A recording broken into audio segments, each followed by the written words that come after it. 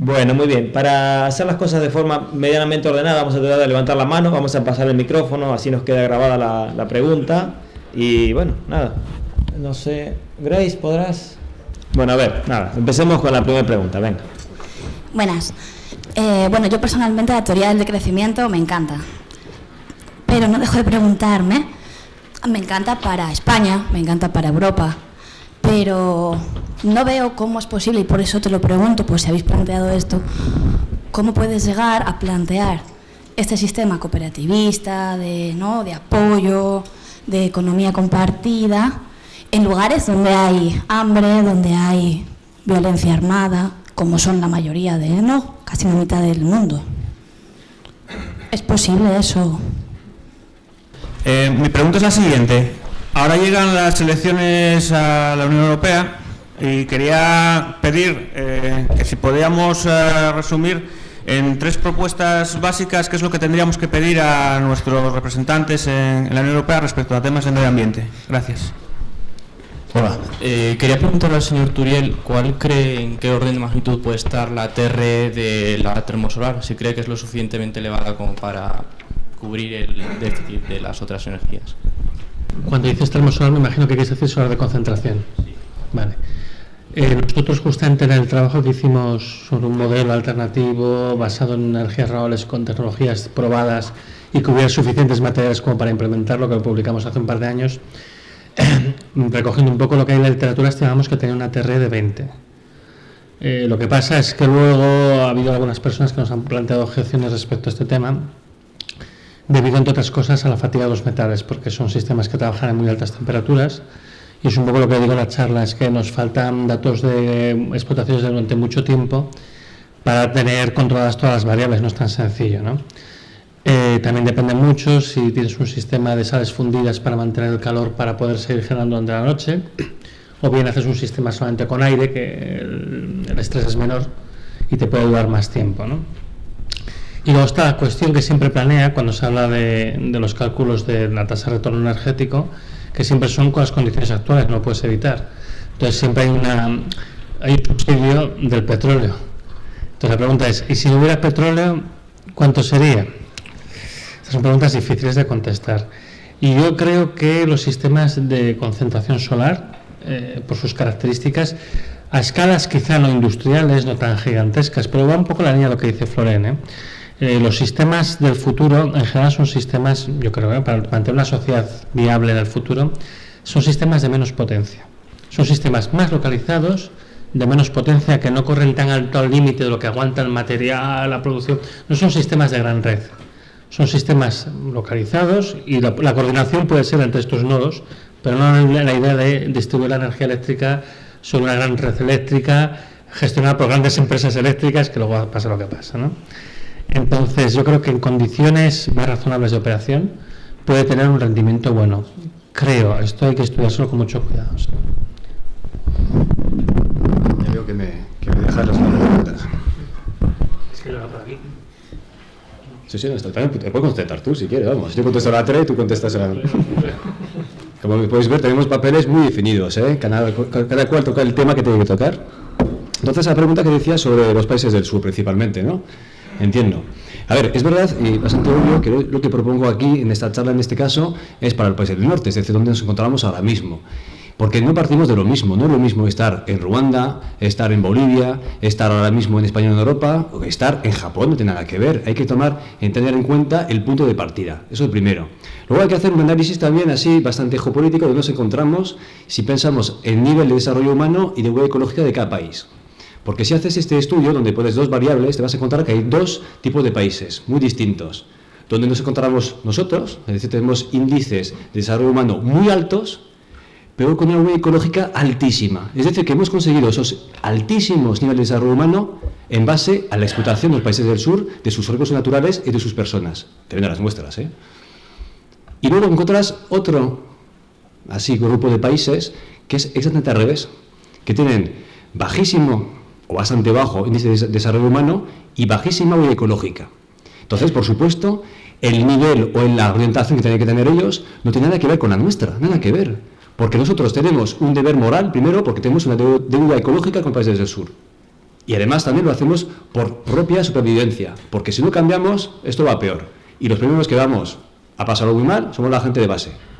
Eso lo puede tener seguro, vamos. Entonces, por eso hablamos de decrecimiento, de crecer a la ecológica, intentando mantener el alto nivel de desarrollo humano, que esto es un reto del Copón. Justamente porque el primero tiene que ver con el segundo, a ver cómo lo hacemos. Pero eso es el reto. Y lo que planteé es una forma de conseguirlo si somos suficientemente fuertes como para hacerlo. Pero los países del sur tienen otro reto, que es aumentar su nivel de desarrollo humano sin aumentar su vida ecológica. Y esto es otro reto. Y no puede ser el mismo tipo de desarrollo que el nuestro, para nada, porque son dos caminos totalmente diferentes. Ya se acabó el desarrollo unilateral hacia el mismo horizonte, ya se acabó esto. Cada país tiene que tener diferentes horizontes. Y esto es muy duro. Y aquí nosotros no tenemos que decir a los países del sur cómo lo tienen que hacer. Lo primero que tenemos que hacer si queremos cooperar de forma solidaria y sostenible con países del sur es cambiar el modelo productivo en el norte. Esto es lo primero. Y luego lo segundo es apoyar a aquellos movimientos que van en el mismo sentido de lo que decimos. En este caso, de la gente que somos de la ecología política, por ejemplo. Y aquí un ejemplo bueno, que yo creo que es el mejor ejemplo que tenemos ahora mismo, es la gente en Bolivia, por ejemplo, en Ecuador, que hace buen vivir. Porque el buen vivir justamente es esto. Es un planteamiento que viene desde los movimientos indígenas, es decir, las personas marginadas dentro de países marginados, es decir, tener una doble marginación, pero plantean lo mismo. Una vuelta a la comunidad, es decir, la interdependencia, una vuelta también a la tierra, es decir, una ecodependencia, sin pasar por la casilla del mal desarrollo. Y aquí tenéis una lucha del Copón, y es donde se encuentra realmente una de las claves del futuro. ¿Quién va a ganar? No te lo puedo decir todavía, pero es cierto que los que tienen más poder ahora mismo son los que están haciendo, por ejemplo, fracking. Decía Argentina, pero no por nada, en cualquier caso, vamos. Si Argentina ha quitado a Repsol de encima, no es por motivo de soberanía nacional, será pera, vamos. Tiene que ver con el fracking, porque ellos tienen muchísimo gas. Yo creo que el tercer yacimiento que hay en el mundo, después de China y Estados Unidos, se encuentra en Argentina. Y querían poner a Chevron en vez de Repsol.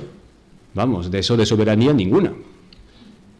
Eso es lo primero, para contestar a esta pregunta. Entonces yo te diría, apoyar ante todo a esos movimientos que lo están haciendo. Y hay mucho más en el mundo, te he cogido este como ejemplo, pero puedes ir a Chiapas con los zapatistas y tener una visión muy parecida. Con sus palabras, por supuesto, con sus palabras. Y luego sobre Europa, pues aquí además como me pillas de campaña en ese espacio de tiempo. A ver si no me sale el tono mitinero con esto, vamos. Pero tú querías 3 propuestas, ¿no? 3, pues te voy a hacer 3, vamos, soy buen chico, voy a hacer 3. No, voy a hacer 3, si me pides 3, yo contesto a 3, vamos. Y luego si quieres más, pues hacer otra pregunta y te hago 6. Primero, tiene que ver con la democracia. Y las propuestas que tenemos, pues yo que tenemos con los compañeros de ECO, por ejemplo, es hacer un proceso constituyente europeo. Es decir, que seamos la ciudadanía quien podamos decidir qué Europa queremos y cómo la gestionamos. Porque ahora mismo Europa va, por ejemplo, al remolque totalmente de los intereses, de los capitales, de los servicios y de los bienes, cosa que no es muy diferente de España o de Asturias.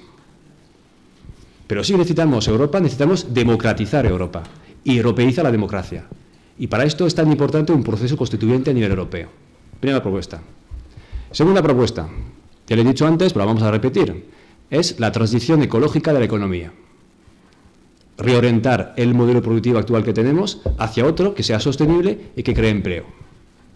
Y tercera propuesta también, aquí yo hablaría de los derechos, porque ahora mismo hay un ataque conservador muy duro contra los derechos, todos tipos de derechos.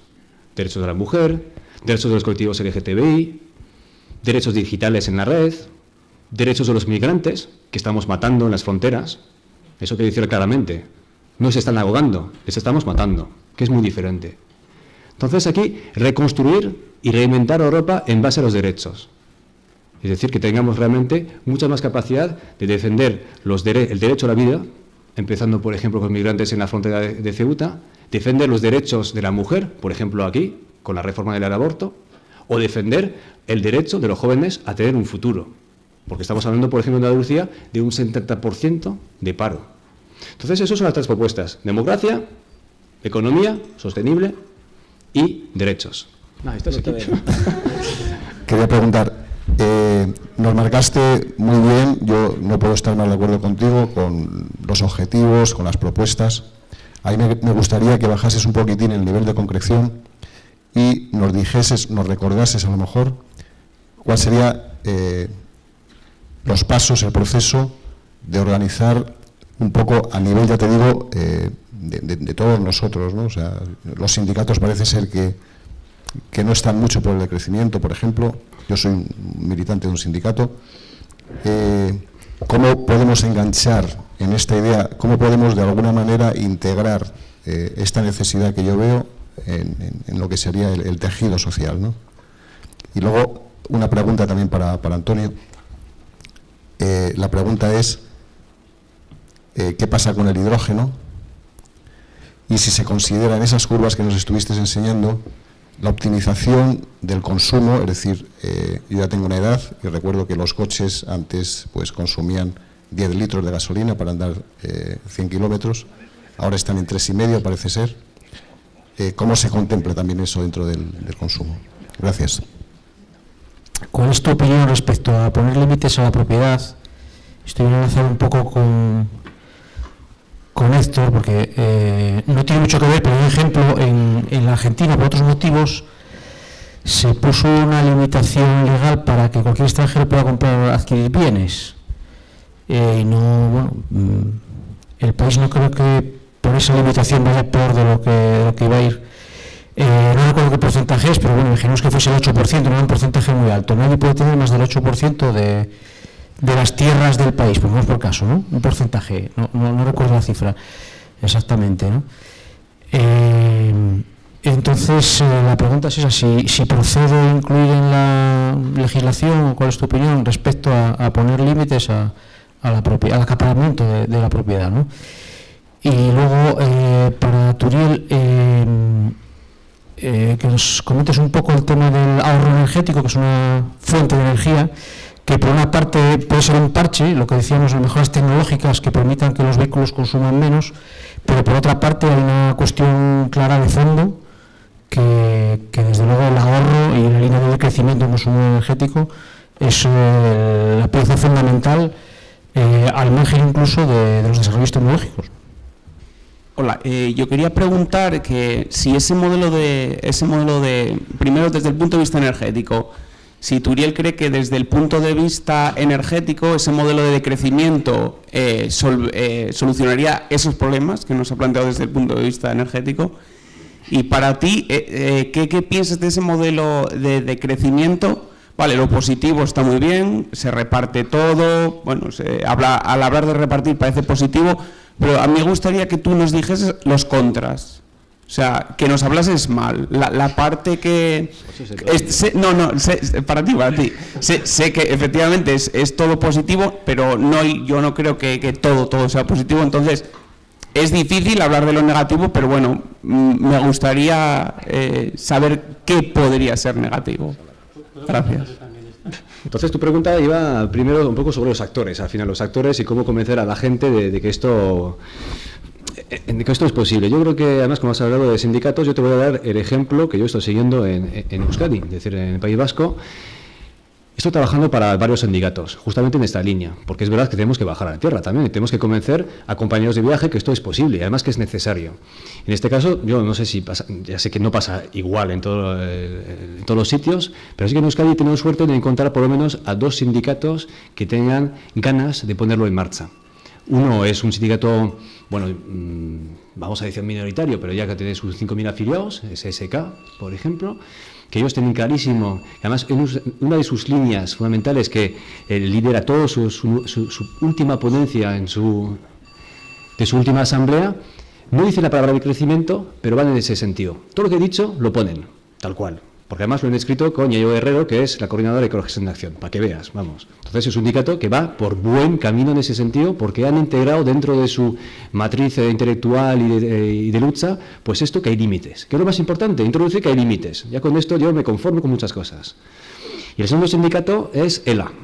Eso es bastante interesante, porque ELA, para los que no conocéis, porque aquí no trabajan, es el primer sindicato en Euskadi, con 100.000 afiliados. Y nos han pedido, y me han pedido, que hiciera una labor justamente para explicar lo que es la transición ecológica de la economía y que ellos ahora mismo han integrado todo lo que acabo de decir ahora mismo en su discurso. ¿Sabes por qué también? Porque los propios trabajadores están pidiendo a sus delegados, a su ejecutiva, que empiecen a pensar el tema. Porque se ven perfectamente que eso no tiene futuro. Los propios trabajadores. Por tanto, los sindicatos también entran, no todos, porque no todos los sindicatos son iguales. No sé dónde estás tú, no te voy a preguntar tampoco. Pero hay uno, por ejemplo, que me gusta para unas cosas y no para otras. Comisiones tiene cosas muy buenas sobre ecología, con el ISTAS. Muy buenas. El problema es que luego no las pone en marcha. Las dice, pero no las hace. Todos los datos que yo saco, por ejemplo, de empleo verde en España, los han hecho ellos. Pero también hay cosas que se mueven. Yo estoy viendo que los sindicatos se mueven. Y además, también tenemos que hablarles con un discurso que pueda entender. Porque es verdad que la palabra de crecimiento no siempre lo entienden. De hecho, puede chocar a mucha gente. Cuando tú ya no llegas al final del mes te dicen que tienes que decrecer, pues mira, te pones atrás y dices, tengo que decrecer nada más, ¿no? Lógico. Entonces, ¿cómo entrar a los sindicatos o a los trabajadores, por ejemplo? Pues tú le puedes entrar hablando de reparto de trabajo. Funciona muy bien porque además ha sido un reclamo, una reivindicación histórica de los sindicatos. Porque además tú ahora les puedes entrar con el tema ecológico, reparto de trabajo, justicia, democracia y además ecología.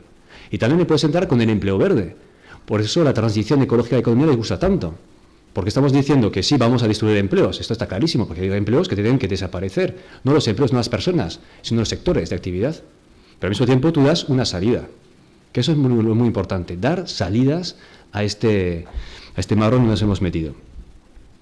Y luego pues hay más actores, pero yo me he centrado en este que tú has citado. Y también antes yo citaba la economía del bien común, porque este concepto, que tiene sus pros y contras, como todo, llega a un sector diferente, que son los empresarios, pequeños y medianos empresarios. Entonces también eso es muy bueno, y aquí tenemos que tener un discurso también muy flexible. No cambiamos el contenido, pero cambiamos las palabras para llegar a los sectores que queremos llegar. Sindicatos con transición ecológica de la economía, empleo verde, reparto de trabajo. Economía bien común con pequeños y medianas empresas. De crecimiento con los movimientos más radicales o más activistas. Yo soy así, flexible, porque vivimos en una sociedad muy compleja. Tú me decías, lo de la propiedad en Argentina, el 8%, no decías. Eso es así, ¿no, compañero Héctor? ¿Te acuerdas? Sí. Pero bueno. En lo que he dicho, yo creo claramente, yo te diría que sí. Hay que poner unos límites. Si decimos que hay límites en este mundo, si decimos que hay límites en general ecológicos, también hay límites sociales, porque las dos cosas van conjuntas. No podemos separar por un lado la cultura y la naturaleza. No, las dos cosas van de la mano. Todo es un conjunto. Por tanto, es lógico poner también límites en la economía, en la propiedad, si queremos que todos y todas tengamos algo. Pero es que esto es básico, te lo decía Gandhi, lo decía todas las personas, vamos, que esto no es nuevo. No es nuevo para nada. Porque ahora mismo, ¿a dónde van las subvenciones, por ejemplo, de la política agrícola común? ¿A dónde van? ¿A la duquesa de Alba? ¿A la reina de Inglaterra? Pues claramente, tú vas a Andalucía, las tierras a quién pertenecen, pues a pocas personas. Si queremos que todas las personas puedan acceder a hacer agroecología, puedan cuidar la tierra, pues hay que repartirla. Y por eso necesitas unos límites. Eso está clarísimo. Y eso, por ejemplo, cuando hablamos de una renta máxima o de un salario máximo, también hablamos de lo mismo al final. Y eso hizo, o no sé si acordáis, hace 2 meses en Suiza hubo un referendo justamente sobre el salario máximo que decía 1,12, que una persona en un año no puede ganar 12 veces más que el menos que gana. ¿Os acordáis? Bueno, mucha gente dice, oye, pues se ha perdido. Yo lo veo al revés. Ya sé que soy muy positivo, tío, pero lo veo al revés. 30% de la población de un país supernivelar ha votado que sí. Estamos ganando mayorías poco a poco. Bueno, estamos sumando minorías, para decirlo de otra forma. Y espero que un día lleguemos a tener mayorías. Pero sí que hay cada vez más gente que ve justamente que esos límites son importantes. Y además que ya han existido antes. No son nuevas para nada. No son nuevas. Y lo último, decir los contras. Las contras que puede haber con el decrecimiento. Pues son muchas, ¿eh? ¿Qué te voy a decir? Yo aquí me he quedado con el papel de polibueno, así que he dicho lo bueno que había. Pero una cosa, por ejemplo, primero es la resistencia. La resistencia social. De nosotros mismos. Nosotros mismos, porque tenemos miedo al cambio. Porque es más fácil quedarse con lo que tienes, con algo que alguien te propone. Incluso si vas a mejor. Los primeros que se resisten a este cambio que proponemos es la gente, y Ana, son los trabajadores. Porque es una vida, tú lo tienes y no lo quieres cambiar. Y porque además mucha gente tampoco quiere cambiar la vida, incluso si tú le propones esto. Están contentos en tener 3 televisiones, 2 coches, el móvil, pues claro. Entonces, para mí lo más importante y lo más complicado de esto es la resistencia, no solamente de los grandes poderes, porque eso ya está hablado, lo conocemos. Las multinacionales no te van a hacer ningún regalo, los poderes tampoco. Porque también eso es otra escuela que tenemos. Tenemos que pensar de forma menos ingenua. Pero estamos en manos de ellos, ¿eh? Sí, por eso ni siquiera entró, porque me parece que es una evidencia que tenemos que compartir al entrar por esta puerta, vamos. Yo me centro más bien en cosas que menos decimos, que son las cosas que hay resistencias en nosotros mismos. Pero sí que este escuello, además, que veo bastante con el poder, porque tenemos una relación con el poder que es bastante esquizofrénica, vamos, y yo mismo no puedo decirlo. El poder, si no hacemos nada para cogerlo de una forma u otra, van a venir a por ti. Y no van a venir a por ti de forma suave, tranquila, oye, por favor, deja de hacer tu huerto urbano. No. Tenemos que dejar de ser un poco ingenuos y pensar la cuestión del poder de forma mucho más profunda. Ser capaces de encontrar personas... ¿Qué vas a decir esto? Exactamente. Pues lo siento mucho. Si quieres me quedo aquí y tú concluyes, vamos. No, yo complementaré. Vas a complementar, perfecto. Entonces, pensar esto, y por eso me parece tan importante pensar desde abajo y pensar desde arriba. Si queremos evitar justamente que la transición no sea una transición pacífica, porque mi objetivo es que la transición sea cuanto más pacífica posible. Y ojo, he dicho cuanto más pacífica posible. Yo soy pacifista, pero sé que esto no va a ser un proceso y un camino de rosas, porque hay intereses divergentes, y muchos además. Y además no son intereses divergentes así de uno contra otro. Son muchísimos intereses que se contraponen. Entre el poder de arriba y el poder de abajo. E incluso desde abajo, poderes entre nosotros donde no estamos de acuerdo sobre el objetivo. Y eso se puede ver con la pregunta que hacía para las europeas, por ejemplo. Si hablamos de las europeas, está clarísimo que incluso en las izquierdas progresistas, en la ecología política, no hay los mismos objetivos. Porque lo que hemos dicho así te puedo decir que lo que he dicho aquí, lo que ha dicho Antonio, no está compartido por parte de la izquierda. No sé si muchos habéis visto los últimos intercambios que hemos tenido con Navarro, con Mises Navarro en público. Vamos, por decir lo que hemos dicho hoy, me ha saltado a la garganta. Y eso se supone que es uno de los referentes de la izquierda, que ha aportado muchísimo además para la izquierda. Pero tenemos mucho que hacer. Y esas son las resistencias que estoy viendo, porque tenemos también que ganar el debate intelectual. Vamos a empezar ahora. Sí, no, yo voy a ir de menos a más. ¿Vale? Lo último que digo no va a ser nada bonito. O sea que, bueno, mejor que estéis sentados. El hidrógeno. No hay minas de hidrógeno en este mundo. Entonces el hidrógeno no es una fuente de energía, es una forma, igual que la electricidad. Nosotros generamos hidrógeno, la manera más fácil de hacerlo, porque no consume otras cosas, es electrolizando el agua. Haces pasar una corriente eléctrica por un caudal de agua y separas el hidrógeno del oxígeno. Se puede hacer con reactivos químicos, se puede hacer de varias maneras, y de hecho algunos de los trucos de energías libres que se ven en Internet se basan justamente en esto, ¿no? En producir hidrógeno. El hidrógeno puede ser una manera de almacenar energía con pérdida, porque hay una cosa que se llama el segundo principio de la termodinámica, que te dice que siempre que tú cambies de una forma de energía a otra, tienes que pagar un peaje. Esto viene a ser como si yo llevo una cuba de agua sobre mi cabeza y la quiero pasar a otra cuba que está allí, en el camino algo de agua se me va a caer. Y cuanto más diferente sea la otra cuba, más agua se me va a caer. Esto es lo que dice básicamente el segundo principio de termodinámica en términos sencillos. Y en el caso del hidrógeno, las pérdidas suelen ser de entre el 25 y el 50% en la conversión, ¿vale? Pero puede ser una manera de almacenar. De hecho, no es demasiado buena, tiene otras pegas. Pero bueno, en determinados casos se puede utilizar. En todo caso, no resuelve el problema energético. Como no lo resuelve la electricidad, ¿no? El coche eléctrico no es la alternativa de nada porque el problema que tienes es el de producir electricidad. ¿Qué podemos decir de la eficiencia? La eficiencia le pasa una cosa parecida que al ahorro, y es que si tú por algún motivo dejas de gastar una cierta cantidad de energía, dentro de nuestro sistema económico, si no lo cambiamos, el consumo de energía siempre tiene sentido económico, porque como energía es capacidad de hacer trabajo, yo puedo coger esta energía, si mi vecino no la ha usado porque ha sido más eficiente o porque la ha ahorrado, y utilizarla para generar otro bien y otro servicio y ganar dinero con ello.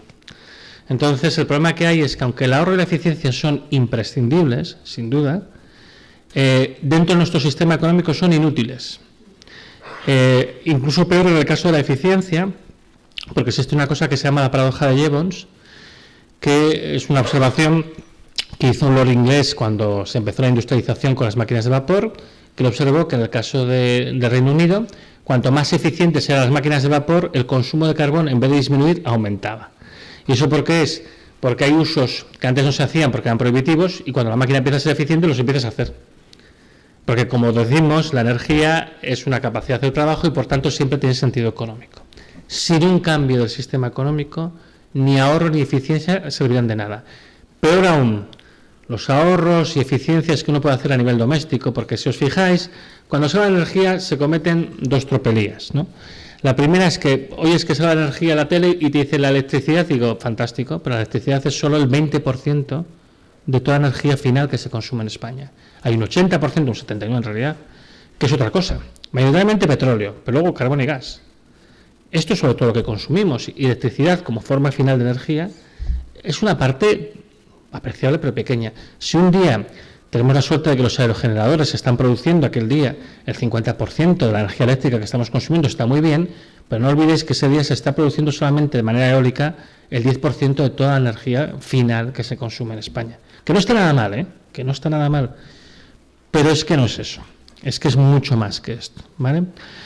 Hay un tema que ha salido, que ha suscitado este señor y que ya ha contestado Floren, que es el tema de poner un límite a la cantidad de tierras que puede tener pues, un particular, una empresa y demás. Hay un fenómeno que supongo que muchos de vosotros habréis oído hablar, que es lo que se llama land grabbing o el acaparamiento de tierras. En este momento el 5% de todas las tierras cultivables en África está en manos de empresas multinacionales extranjeras. Y ese es un proceso que continúa, y no solo en África, se está extendiendo incluso a Europa. Y no solo con tierras, sino con activos. En general, el capital está buscando en qué realizarse. Porque también tenéis que tener en cuenta que el capital financiero, no os recuerdo la cifra exacta, pero da igual, porque yo cuando paso de mucho de uno ya me pierdo, pero creo que es entre 15 y 20 veces la riqueza real del planeta. Entonces, no hay suficientes bienes en el planeta para realizar todo el capital financiero. Pero como la bolsa no, en algún momento esto no va a seguir para arriba, pues hay que empezar a comprar cosas y hay que empezar a acapararlas. Las leyes conducentes a limitar el acaparamiento son imprescindibles en la transición hacia el nuevo sistema. Y, por supuesto, chocan radicalmente y de plano contra el sistema capitalista, como choca todo. Pero es que lo primero que choca son los límites del planeta. De hecho, vivir en un planeta finito. El sistema capitalista es un sistema expansivo y el planeta es limitado.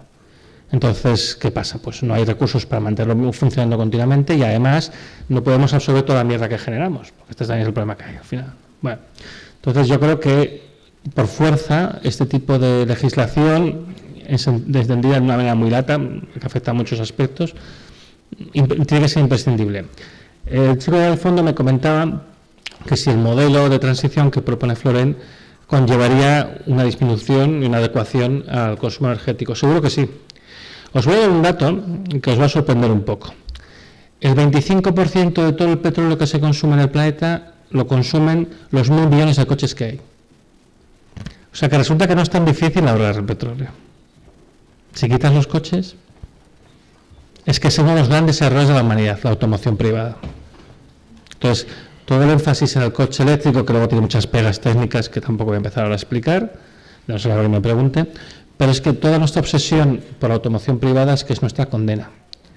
Si uno empieza a plantearse cosas que ahora mismo pueden parecer revolucionarias, pero que en el fondo no lo son tanto, cambiar los sistemas de relación de producción y consumo, por ejemplo, es posible que el planeta no tenga recursos suficientes como para que todas las familias tengan una nevera y tengan una lavadora, pero se pueden compartir. Es que no pasa nada. Y en vez de comprarlas, puedes hacer un leasing a la empresa, que así tendrá interés en que eso no tenga una obsolescencia programada, tendrá interés en que eso siga funcionando porque tú lo pagas por los días que está funcionando. Y a él le interesará que sea robusto, y a él le interesará que después de que acabe su vida útil se pueda reaprovechar. Este tipo de cosas que va en la línea del fondo de lo que está proponiendo Floren, es decir, aumentar la cantidad de mano de obra que se destina a hacer las cosas, hacer los sistemas económicos más compactos, más resilientes, más locales, todas ellas evidentemente disminuyen nuestro consumo energético de materiales, y además, por una cosa que se comentó antes por ahí, no recuerdo quién lo hizo, me hace una chica, esto contribuye también a disminuir las diferencias, la inequidad norte-sur. Hay un post muy bueno de Pedro Prieto en Crisis Energética, que se llama Carta a los Indignados Españoles, que muestra muy claramente que lo que está pasando es que hay un flujo continuo de energía y de materiales que no se están pagando al precio que correspondería, evidentemente, porque si no, no podríamos financiar nuestro bienestar malentendido, como lo entendemos aquí, ¿vale?, de los países pues, más pobres hacia los ricos. Todos los problemas de guerras, corrupción y tal, en muy buena medida provienen de este sistema extractivo, que bombea recursos de allá para aquí. Si tú tienes esto, porque dices, no, es que esto no puede seguir así, vas a favorecer que ellos puedan liberarse del yugo que en muy buena medida les hemos puesto nosotros, ¿no?, como sociedad. Las pegas de lo que está proponiendo el decrecimiento, lo que está proponiendo Florent. Para mí, la pega fundamental, y esto ya lo ha dicho Florent, es que evidentemente el capitalismo no se resistirá, se está resistiendo a cualquier cambio que vaya en esa dirección. Para mí esta es la fundamental. No tenemos que olvidar que dispone de una máquina de propaganda muy poderosa a través de la televisión, y yo últimamente es que me estoy encontrando situaciones un poco absurdas porque los temas que abordo son técnicos y te encuentras gente que tiene ecos en determinados medios que te niegan la evidencia. Decía Ortega y Gasset que España es el único país del mundo donde te niegan la evidencia, ¿no? No sé si es porque es español, pero claro, esto es bastante estúpido porque es que te niegan hechos. Y por ejemplo el tema del fracking, que un día va a acabarlo con cuidado, fracking ya se sabe que es una burbuja financiera, es una mierda de recursos, no tiene rendimiento, pierden las empresas americanas dinero a las puertas con la explotación del shale gas. Esto salen de New York Times y Financial Times. Los patrones, los consejeros delegados de ExxonMobil y de bueno, sale ahora. Ay, por Dios. No, perdona, bueno, igual, luego me vendrá, no importa. Están diciendo que han perdido mucho dinero con esto y aquí no llega. Es que es una absurdidad completa, ¿no? Bueno, hay una resistencia que va a ser muy fuerte. Yo creo que es errónea porque hay mucha gente que defiende el sistema capitalista porque piensan que ellos salen beneficiados de él y porque piensan que es el mejor de los sistemas, y evidentemente no va a ser pacífico esto. Esto no va a ser pacífico, es que es imposible que lo sea. Al final este es el gran problema que tenemos. Yo quiero que sea, a ver, yo como muchos tenemos hijos pequeños, que quiero que vivan en un mundo lo más igualitario posible y yo no quiero que les pase nada, pero es que yo veo que por el camino que vamos es el de negarse a aceptar que los cambios son inevitables. Se inyecta mogollón de propaganda, la gente se la adormece diciendo tonterías, se está diciendo la tontería de que este año empieza la recuperación, es completamente mentira. Y bueno, pues al final, en Estados Unidos, por ejemplo, hablamos del huerto urbano, en Estados Unidos en determinados condados está prohibido hacer huertos urbanos, tú no puedes hacer un huerto en tu casa. Y además la razón por la que se ha prohibido es porque atenta contra el comercio local. Bueno, pero es que de la misma manera que esto, en algún momento van a surgir leyes que van a atacar las monedas locales. Porque las monedas locales no se pueden taxar, no se pueden coger impuestos de ellas. Se podría, pero no van a querer hacerlo. No tenemos que olvidar que la introducción del dinero esencialmente sirve para que los estados puedan financiar el ejército. Es como surgen realmente las grandes monedas nacionales, ¿no? Como surge un poco el concepto de Estado-Nación. Entonces, tenemos un problema muy grave, y yo en eso sí que estoy de acuerdo con Florent, que tenemos que abandonar un poco la ingenuidad. Yo creo que la mejor manera, a mí el movimiento que a mí me gustaría sería el estilo de Gandhi, ¿no? O sea, crear una marea humana que dice, no, es que lo conocemos, estamos convencidos, esto no puede seguir así. Punto. Pero en esto, vuestra implicación personal, la de todos los que estáis aquí, es fundamental. Porque podemos hacer lo que por defecto solemos hacer cuando acaban estas charlas, yo siempre lo digo, es salimos y volvemos a nuestra vida, escucha el móvil, que he quedado, vamos a tomar unas cervezas, oye, tal, mañana nos vemos. Bueno, tenéis que pensar que esto os atañe, porque lo que hemos dicho, dentro del sistema capitalista esta crisis no va a acabar jamás, va a ir a peor. A lo que estamos tendiendo se parece más a un neofeudalismo que no a un sistema democrático. Toda la restricción de libertades que decía Florent es que es lógico. Porque si uno quiere mantener un sistema muy desequilibrado, muy injusto, de repartición de la distribución de la riqueza, de los sistemas de producción, si empieza a disminuir la capacidad de generar bienes y demás, pues tiene que ser a través de un sistema más parecido, yo digo, a un feudalismo. Si vosotros queréis tener un futuro, es que os tenéis que involucrar personalmente en esto. De la misma manera que Florent y yo nos involucramos, bueno, yo no milito en ningún partido político ni quiero saber nada de esto, pero no sé, es un defecto como otro cualquiera. Pero a ver, si yo vengo aquí y no estoy con mi familia en este momento, básicamente es porque creo que esto es fundamental, porque creo que esto es muy importante. Vosotros tenéis que creerlo también. Quizá lo primero que tenéis que hacer es mirar todos los datos y autoconvenceros de que esto es así. Pues si lo sabéis, lo comprendéis y estáis convencidos, no podéis quedaros quietos. Tenéis que pasar de la idea a la acción. Solamente con una gran marea de gente bien informada, explicando es que por aquí no vamos a ningún sitio, vamos a la exclusión social de la mayoría, vamos a un empobrecimiento generalizado, vamos a pasarlo muy mal y no es necesario. Si no hay una gran manera de gente que haga esto, esto va a acabar mal, va a ir cada vez a peor. Pero bueno, en vuestras manos está también. Hola, ¿se me oye? ¿Se me oye? Hola, buenas tardes. Mira, mi nombre es Jesús. He hecho un pequeño esfuerzo de venir de Cantabria, más o menos esta hora y media en coche, más otra hora y media que me toca de vuelta, pero estoy encantado. Encantado de la vida porque conocí personalmente a dos de mis grandes referentes en estos últimos meses, ¿no? Bueno, acércate después porque cuando los ves de lejos. Que todavía no los has conocido personalmente, que luego te alejes. No, luego te voy a meter un apretón. Cuenta con ello. Cuenta con ello. O sea, he venido especialmente a eso. O sea, no me conoces. Bueno, eso va. El primer comentario voy a redundar en el agradecimiento que os tengo y que aunque yo todas estas cosas que habláis ya las he mamado, incluso me las he autogestionado, sería larguísimo contaros un poco mi trayectoria, enlaza con la segunda parte, esos agradecimientos, en los cuales redundo, con la educación, ¿no?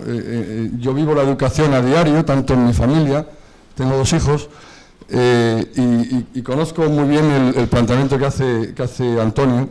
Le sigo en el blog, le sigo en Facebook, le sigo en todos los sitios. Luego sabrá quién soy. Y a diario, como digo, estoy muy involucrado en la educación, en la docencia. Voy a un instituto, no soy docente y sin embargo me considero un gran docente, trabajo de conserje.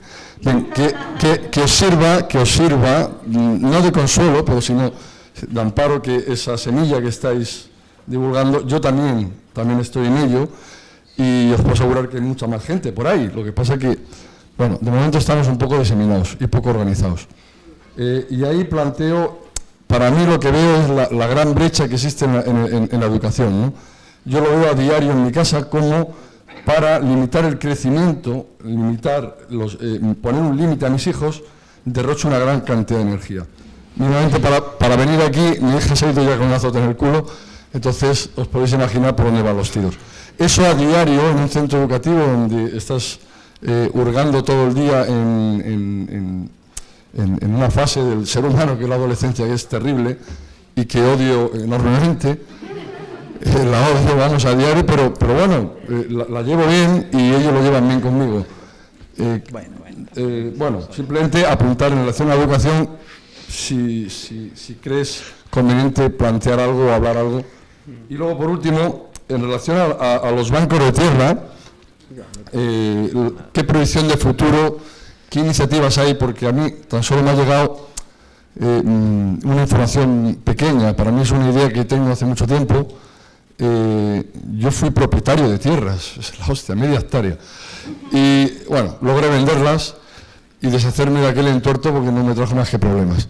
Pero un poco va esa línea por ahí, ¿no? En la línea de la distribución. ¿Qué iniciativas hay por ahí en relación, la pregunta es concreta, a ese futurible banco de tierras, que yo llamo banco de tierras, ¿no?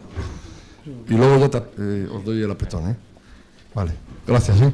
Gracias a ti.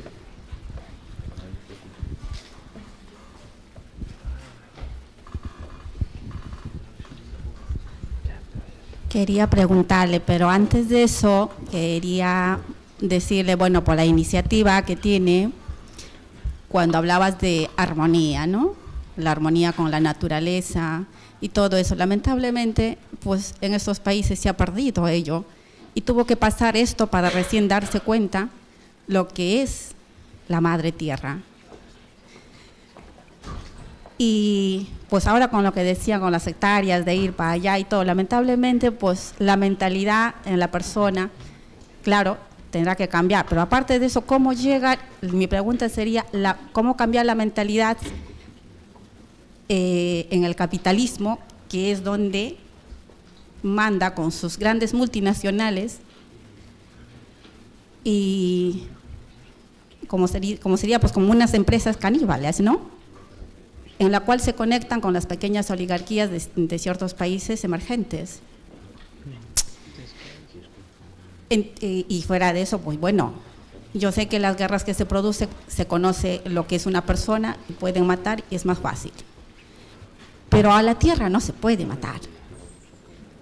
Y muchos de nosotros, pues como acaba de decir el señor, que la tierra da mucho trabajo. Sí, efectivamente, es muy fácil ir al mercado, coger un carrito y comprar.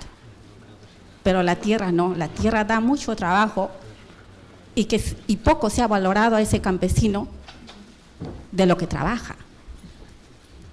Porque tiene que trabajar desde la mañana hasta el anochecer para una miseria de dinero. Y muchas veces la gente dice, pues sí, se coge poco dinero, pero la gente está en armonía. Porque ama la naturaleza, porque hay una gran unidad con el cosmos. No quiero alargarme en ello, pero sí, mi pregunta sería eso. Porque la reacción que hace la gente ya está despierta, ya sea en África o en América del Sur, en la cual, pues, hay mucha, pues como le digo, si van empresarios caníbales, pues es muy fácil, para ellos ya no es, ya se enfrentan. No es muy fácil, ¿no? Pero la mentalidad está pues en cambiar, pero ¿cómo se cambiaría? Pues en esto, por ejemplo, ahora hace poco la ONU, ¿qué hizo? Porque no quiere firmar el Tratado de Kioto, pues, Estados Unidos, y dice, bueno, vamos a acorralar a los bosques que ya existen, simplemente es amurallar, ponen un poco de dinero la ONU y dicen, bueno, eso para que se mantenga el planeta. Entonces sobre eso, ¿cómo es lo que se ve? Gracias.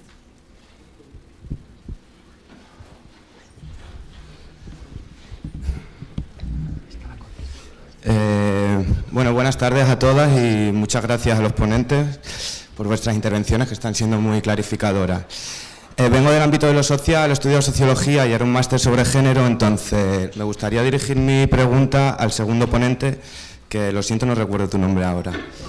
Y bien, básicamente analizando tu discurso, encuentro o intuyo ciertos puntos de relación entre el decrecimiento y el feminismo. Has hablado de la ética de los cuidados, de colocar la vida en el centro del sistema y así sacar al capital y al sujeto político en el que se asienta, el hombre burgués blanco de clase media y adulto. Has hablado de los derechos de las mujeres y diferentes colectivos LGTBI. Entonces, aunque has tratado ciertos aspectos, me gustaría que profundizases en esa relación entre el feminismo y el decrecimiento, si consideras que existe. Y en segundo lugar, me gustaría preguntarte qué medidas específicas o qué estrategias, qué políticas planteáis desde el decrecimiento para, por ejemplo, la valoración de los trabajos no remunerados, como son aquellas tareas reproductivas y de cuidado, trabajos feminizados. Pues esta es mi pregunta. ¿Qué estrategias concretas planteáis desde el decrecimiento para la visibilización y valoración de este tipo de trabajos? Gracias. Bueno, pues nada, empecemos. Las preguntas, a medida que va pasando el tiempo, se van haciendo más difíciles. Educación. La educación es la base de todo. Es que está clarísimo. Entonces, seguramente una de las transiciones más importantes que tenemos que hacer es la educativa. Tenemos que hacer comprender a nuestros jóvenes que no van a poder cumplir las expectativas que se les está inculcando desde la televisión y desde la propia sociedad. Porque yo hice un post hace un tiempo que se llamaba Crisis de nuestros padres, en la que explicaba que no había una superioridad moral que a veces pasa, ¿no? La gente más mayor te explica, hombre, en nuestro tiempo vivíamos con menos y tal, es que los jóvenes de ahora queréis gastar más, y dirán, no, en realidad no queremos gastar más. En realidad el sistema necesita gastar más porque es un sistema creciente y de alguna manera nos impulsa por diversos medios bastante eficaces a gastar más, pero que en realidad no hay una superioridad moral de lo que había en la época de nuestros padres, porque es lo mismo, es un sistema basado en el crecimiento que es el sistema capitalista. Entonces, romper muchísimas cosas que las hemos recibido de pequeños y que todos, a veces yo mismo también me veo utilizando memes que en realidad corresponden con una visión incoherente de lo que tiene que ser algo sostenible, de lo que puede ser la sociedad del futuro, cuesta mucho. Y yo os puedo dar algunos ejemplos de cosas que ya son como los reflejos aprendidos de los perros de Pavlov, ¿no? y por ejemplo se usaba de equilibrio entre oferta y demanda, pues todo esto en realidad parte de algunas falsedades que muchas veces no se realizan en la práctica. Pero todo el mundo las acepta como si fueran dogmas, porque es que lo son, en realidad. Son cosas que uno no entra a discutir. Seguramente hace falta hacer un gran trabajo con los jóvenes, sobre todo porque ahora mismo se está produciendo un choque brutal entre las expectativas que se les crean y lo que se les está ofreciendo. Florena hablaba antes de que en Andalucía el 70% de los jóvenes están al paro. Esto es dramático. Entonces, cuando tú además a esa edad consideras que lo normal es que piensen en videojuegos, móviles y ropa, y tontear, que bueno, tontear es lógico y está bien, pues tienes un problema gordo. Entonces, quizá uno de los puntos donde uno tendría que actuar más rápidamente para evitar justamente de que la estabilidad social se nos vaya a las manos es en la educación, seguramente. Y empezar a educar otros valores. Yo a veces con mi hija lo intento, pero es complicado, ¿eh? Yo cuando tenía 4 años le dije que cuando fuera mayor seguramente no tendría coche y se me puso a llorar. Bueno, esto, a ver, puede hacer gracia, pero si lo pensáis bien, que una niña de 4 años ya tenga interiorizado que lo lógico es tener el coche, y eso que en casa que conduces mamá, porque papá no conduce, papá es aislante. Pero, bueno, pues le digo, esto cuesta mucho combatir, es un punto fundamental. Decía esta señora por aquí, el tema, no entiendo muy bien, es que me estoy quedando cada vez más sordo y me cuesta cada vez más oír las cosas, ¿eh? No, pero no es de ahora, que es desde siempre. Pero bueno, básicamente es cómo se convencen los empresarios, ¿no? Yo creo que es un poco la idea, por resumir muy rápidamente todo lo que dijo usted. Hay varias cuestiones. Una es la conexión con la tierra que evidentemente realiza el hombre, porque el hombre es un animal. Es verdad. Y el hombre forma parte de un ecosistema. Lo que pasa es que nos hemos alienado, nos hemos extrañado del ecosistema. Entonces es verdad, yo alguna vez he trabajado en el huerto, seguramente en unas condiciones mucho mejores que las que trabajan muchos campesinos en el mundo. Y es verdad que acabas molido, pero también es verdad que efectivamente te sientes mucho más realizado, ¿no? Porque forma parte, está en nuestro código genético, es que es completamente normal. Seguramente la gente que ocupa los estratos más altos de esta sociedad, la gente que está tomando las decisiones, están tan alineados que han perdido por completo esto. De hecho, en general, de una manera inconsciente, estos memes que nos inyecta la sociedad, ecologismo está asociado con una posición inmadura, infantil, idealista, cuando en realidad es vital. Es decir, es un problema de supervivencia. Es que al final uno tiene que preservar el hábitat y ser ecologista en ese sentido por pura necesidad, porque es que nos va la vida literalmente en ello. Pero el grado de alienación de algunos individuos llega a ser muy elevado. El problema más gordo seguramente es que los individuos que combatimos son individuos abstractos. Es decir, las grandes corporaciones tienen una lógica económica que supera a los individuos y ya son hasta cierto modo autónomos. Es como si hubiéramos creado un Goliat, un monstruo, ¿no? Un Leviatán, que ya, en cierto modo, es autónomo, tiene unas reglas del juego preescritas, un programa y lo sigue. Y lo sigue de una manera bastante contundente y avasalladora. Y quizás más eso lo que tenemos que combatir. Yo creo que para conseguir cambiar la mentalidad de algunos empresarios, sobre todo de nivel más bajo, no los grandes empresarios, es enseñándole los datos. Es decir, mira hacia dónde vamos. Oye, qué curioso, este año ha habido una cantidad de temporales como no se recuerda en toda la cornisa cantábrica. ¿Por qué está pasando esto? ¿Por qué está pasando? ¿Qué es lo que está pasando al planeta? Aquí está pasando algo, que se habla en voz baja. Aquí, porque en Inglaterra se habla abiertamente. Hasta el primer ministro habla de la corriente del chorro polar. Que si no sabe lo que es, deberían informarse un poco y así entenderán mejor qué es lo que está pasando aquí y por qué lo que está pasando ha venido para quedarse. Entonces, es dando datos sobre qué pasa con los recursos, sobre las externalidades y demás, como una persona mínimamente inteligente, por muy obcecado que esté, acaba dándose cuenta de que hay una necesidad del cambio. Porque el cambio igualmente va a venir, y si uno no lo hace pilotado, pues lo va a hacer estrellándose. Pero que vamos a tener un cambio, una transición muy abrupta hacia abajo, eso está claro. Entonces tenemos que decidir si llevamos las riendas o no. Entonces creo que datos, tranquilidad, información e insistencia. Y firmeza. En un momento determinado, cuando se apruebe una determinada ley, que algún día llegará, cada cual tiene que tener claro cuál es su punto de transición y decir, esto ya no lo podemos aceptar. Y ser la suficiente masa crítica como para poder parar esto, que se puede parar, y ha pasado más veces. Hay que tener las ideas claras, pero costará, evidentemente.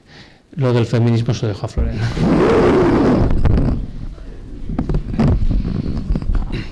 Bueno, unos apuntes primero sobre educación. Está clarísimo, Jesús, por ejemplo, la educación es central, eso ya creo que nadie lo va a dudar. Y además aquí con varios niveles de educación, porque educación es muy genérico, ¿no? Educación formal, no formal, por ejemplo, concienciación, por ejemplo, todo el trabajo que hacen las ONGs, haciendo concienciación sobre el consumo responsable, es un tipo de educación también. Y a mí me gustaría insistir sobre la última forma de hacer educación también, es educándonos a nosotros mismos, haciendo las cosas. Por ejemplo, cuando dije esto, que tenemos una moneda local, haciendo esto nos estamos educando. Y además estamos llevando el cambio hacia afuera. ¿Y por qué hemos hecho una moneda local de este tipo? Porque cuando tú das un billete a alguien, lo coge y dice, oye, ¿esto qué es? No sé, un euro, es un X. ¿Qué es un X? Y empieza a pensar, oye, ¿por qué lo has hecho? Te pregunta. Esto es un poder de educación tremendo, tremendo. Más allá de que pueda relocalizar la riqueza, por ejemplo. Y eso es muy bueno. Por eso les decía, haciendo las cosas, caminando, nos educamos. Por eso me gustan tanto las cooperativas de vivienda, de energía, de finanzas, porque al hacer las cosas nos damos cuenta. Y además nos empoderamos como tal. El empoderamiento es fundamental en la educación. Si te empoderas, primero te sientes mejor. Y segundo, eres capaz también de convencer al resto de gente. Entonces yo iría por este lado. Y además, como aquí parece que todos tenemos hijos, Jesús tiene 2 hijos, tú tienes 2 hijos, yo tengo 2 hijas, pues yo os puedo decir cómo hago con mis hijas, o por lo menos cómo estoy siguiendo el camino para educarles o enseñarles valores que tenemos. Yo tengo claro que el mundo de mañana va a ser duro. Va a ser duro. Hacemos lo máximo para que no sea tan duro. Pero tengo claro también que le tengo que dar o enseñar cosas que le permitan sobrevivir en un mundo que puede ser bastante cabrón con ellas. Entonces, 2 cosas les enseño, por lo menos. Primero, a tener autonomía, es decir, a hacer saber las cosas ellas mismas. Por ejemplo, vamos al huerto y vamos a aprender a cultivar, aprender a cocinar, aprender a coser. Cosas básicas que tú necesitas. Pero si solamente fuéramos o hiciéramos esto, sería solamente una forma de supervivencia. Eso no es suficiente. Entonces, les integro la segunda parte, que es la solidaridad, trabajar con más gente. Una persona sola le aplasta el sistema. Una persona con más personas tiene capacidad de luchar, de enfrentarse y además de hacer las cosas bien. Por eso no vamos solamente a un huerto que es nuestro, vamos a un huerto comunitario. Y aprenden a juntarse con más personas, que eso se hace entre muchos. Entonces es una doble vía de autonomía, porque tienes que ganar poder personalmente, y una vía de solidaridad, porque tienes que ganar poder colectivo. Y a ver si funciona. La mía tiene 6 años y medio, todavía no me he dicho lo del coche, así que espero que todavía que no me lo diga. No tenemos coche en casa, entonces eso puede ayudar, no lo sé. Y además, por supuesto, pues el papel de los padres, la forma de vivir, tiene que ser coherente con lo que decimos. Porque las niñas al final lo que ven es lo que haces tú, vamos. Entonces luego vamos a hablar de ecofeminismo. Además tiene que ver con Santander, vamos a ver, porque ayer estaba en Santander dando una charla sobre ecofeminismo, justamente, vamos. Sí, avisado por todos los medios, pero no me sigues tanto como Antonio, ojo. Espero que cambie después de esto, ¿eh? Voy a poner un...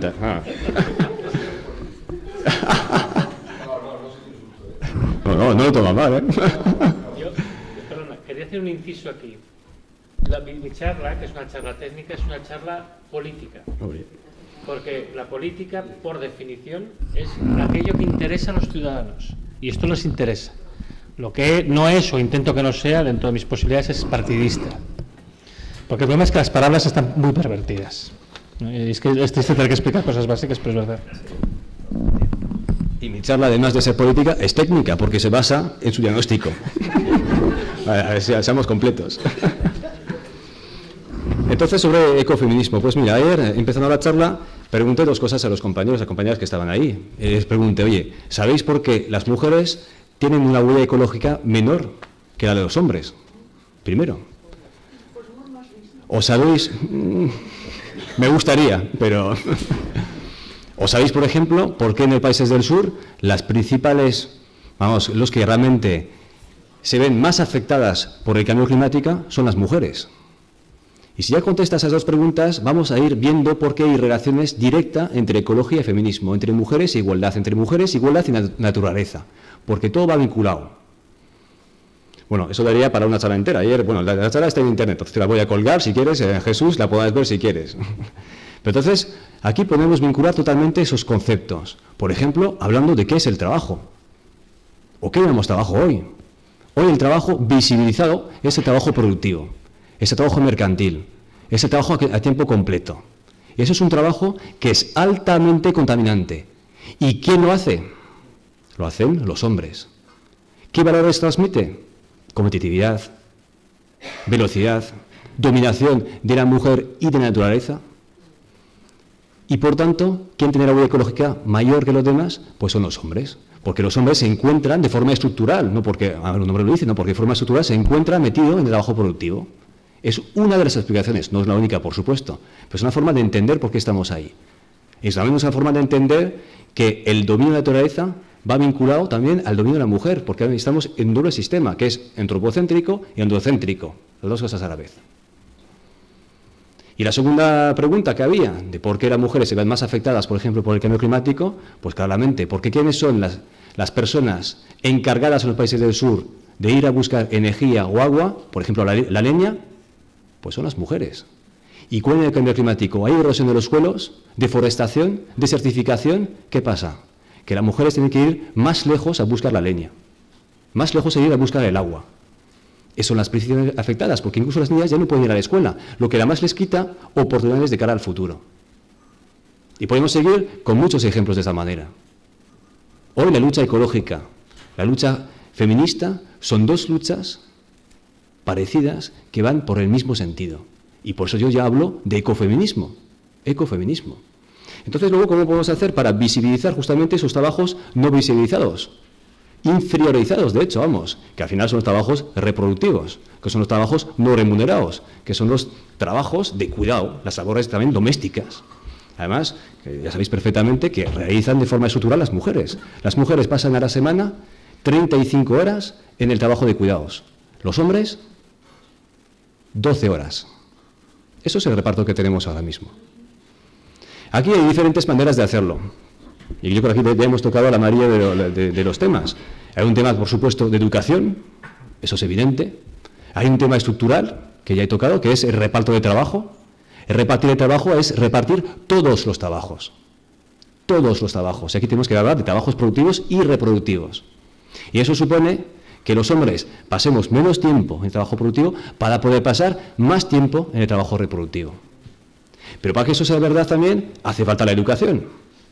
Porque tú puedes repartir el trabajo, por ejemplo, que el hombre vuelva a casa y que siga haciendo lo mismo que antes. Es decir, nada, póngase las piernas debajo de la mesa y espera que la mujer le dé la comida. Y eso está pasando con la crisis. Y por eso también hablamos de una doble tipo de jornada de la mujer, que está en el mercado, que cuida a los hijos y además que tiene que cuidar de parado. Porque está parado de verdad. Entonces, por eso cuando hablamos de educación, se va a hablar de educación y estructura. Las dos cosas se tienen que mirar a la vez. Estructura, cambiar la forma de entender el trabajo, de repartirlo. Eso es estructural, eso es político.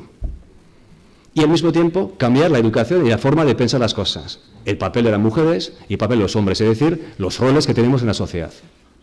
Bueno, puedo seguir bastante porque además eso va de esto, pero bueno, para que veas por dónde lo entro. Yo entro sobre todo por este lado.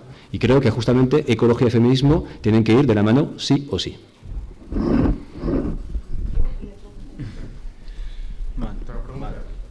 Más preguntas.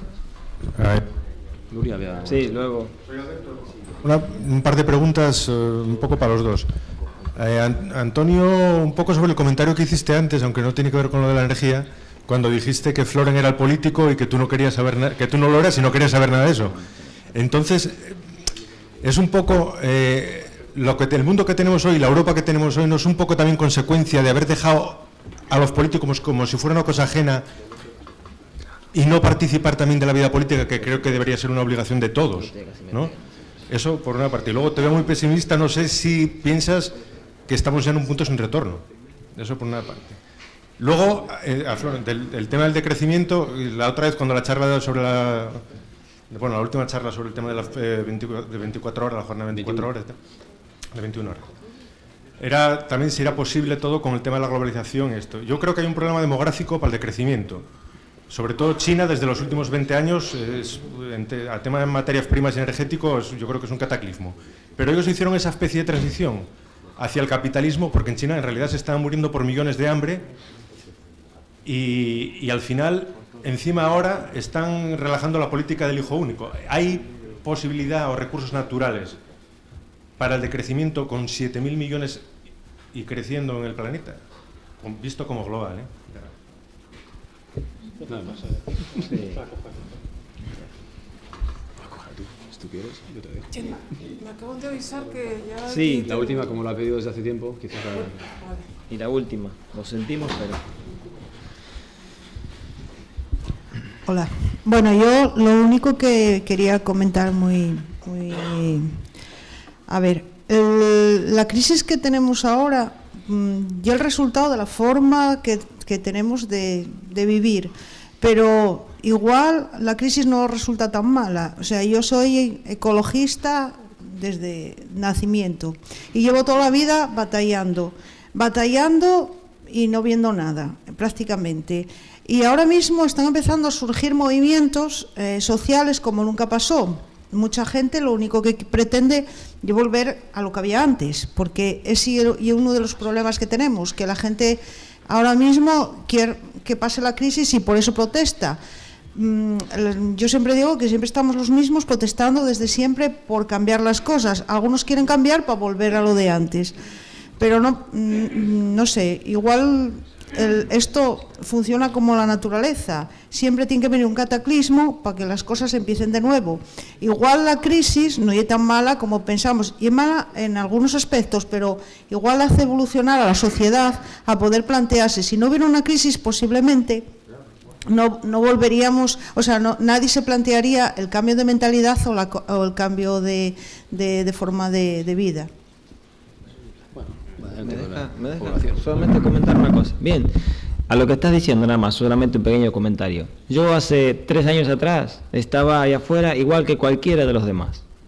Y sí tienes razón de que la crisis fue la que me hizo empezar a investigar todo esto, porque el paralelismo con lo de Argentina era exactamente igual. Y dije, tiene que haber algo más atrás que te lleve a esto, ¿no? Y así empezando a investigar encontré. Y claro, no soy el único, somos muchos más. Así que en ese aspecto sí que esta crisis está ayudando. Intentaré ir rápido para dejar tiempo a Floren.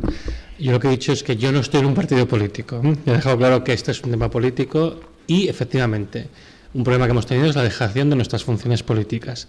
Que creo que en Grecia a los que ignoraban los asuntos públicos se les llamaba idiotas, pero es que es el nombre, es la persona que no le interesan los asuntos públicos. Y bueno, pues es que hemos sido idiotas, está claro. El tema de la población, evidentemente hay un problema con la población humana, hay diversos estudios sobre la carga, la capacidad de carga del planeta, algunos estudios apuntan a valores muy bajos, otros un poco más altos. No es verdad que la población del planeta vaya a continuar subiendo de manera indefinida. De hecho, hay una cierta ralentización que se observa en determinados territorios, ¿eh? Entonces, y además, justamente la crisis tiene tendencia a ralentizar el crecimiento, ¿eh? O sea, la gente, esto es un poco lo que pasa como las poblaciones de animales, es que somos animales, ¿eh? Sometidos a un cierto estrés, según cómo es este tipo de estrés, pueden reaccionar reproduciéndose menos. Y es un poco lo que nos está pasando a nosotros, ¿eh? La población humana sigue creciendo, pero no crece a la velocidad que crecía hace algunos años. Hemos sobrepasado la capacidad de carga del planeta por medios sostenibles. Es posible que sí. Yo no estoy tan seguro, ¿eh? No es del todo evidente. Hay cierta controversia sobre esto, ¿vale? Pero tenemos margen de maniobra. Quizá podemos mantener cierto extractivismo, aunque no sea lo mejor para el planeta, más bien para nuestro hábitat. Justamente para darnos un poco de tiempo para rebajar, ¿vale? Ya se verá. Además, yo no estoy muy convencido de que hayamos superado la capacidad de carga del planeta. Lo que sí que está claro es que tenemos que aprovechar lo que tenemos ahora para irnos adaptando. Y bueno, respecto a lo que ha comentado la señora, nada, que me ha gustado esto de que, ¿cómo era esto de que no hay crisis? Cuando me ha dicho que somos muy asturiana, ¿no? Pero bueno, esto dejo a Florent que lo conteste. Solo un apunte primero sobre la población. La mejor forma también de ir llegando al tope de población, sobre todo en los países del sur, por ejemplo, eso además lo entronco, como decía el compañero, de los derechos de la mujer, son derechos sexuales y reproductivos de la mujer. Sabemos perfectamente que la política del hijo único es una política liberticida, totalmente. Pero que hay otras formas de hacerlo que no son liberticidas al mismo tiempo que empoderan a las mujeres, y son los derechos sexuales y reproductivos. Toda la gente que trabajamos en cooperación internacional lo sabemos perfectamente. Eso es muy importante recordarlo. Si das más poder a la mujer, verás cómo vas a bajar el nivel de nacimientos en el mundo. Eso tenlo por seguro. Luego, lo segundo, la crisis, pues también hablamos un poco de etimologías de las palabras. La crisis viene de una palabra griega, que no significa un problema, significa una bifurcación, significa un cruce, eso significa crisis. Y en la crisis, pues tienes dos caminos posibles. Tienes un camino de peligro, claramente, pero tienes un camino de oportunidad. Y aquí, si estamos reunidas, justamente es por el camino de oportunidad que tenemos, porque es verdad que ha abierto un camino, y es verdad que hay cada vez más movimientos que están ahí. Entonces lo que tenemos que pensar y hacer es ver cómo vamos a sumar esos movimientos. Por eso os decía lo de las islas, hacia archipiélagos, hacia continente, hacia el sistema mundo, porque eso se trata, de ir sumando y aprovechar esta oportunidad. Nada está escrito, nada, absolutamente nada. La bifurcación está aquí, la podemos escoger y podemos coger. Y espero que la cojamos. Y para esto existen un montón de formas de hacer activismo. Un montón de formas de hacer activismo. Sobre todo, no hay que oponerlos los unos a los otros. Cada uno escogemos donde somos lo más útiles. Yo, por ejemplo, antes de hacer partido político, estoy metido todavía en el movimiento social, en huertos urbanos, en cooperativas, y sigo estando. Y al mismo tiempo pienso que tenemos que estar en política porque los demás también están. Y aquí tenemos que tener poder para cambiar algo. Entonces yo os diría, el mundo es tan complejo y tenéis tantas oportunidades de cambiar las cosas que escoged el mejor movimiento que os corresponda a vosotros. Y actuar, sobre todo. De eso se trata. Haced política con la P mayúscula para cambiar las cosas. Para vosotros, para vuestros hijos y para las generaciones futuras. Esto es el reto que tenemos. Actuar.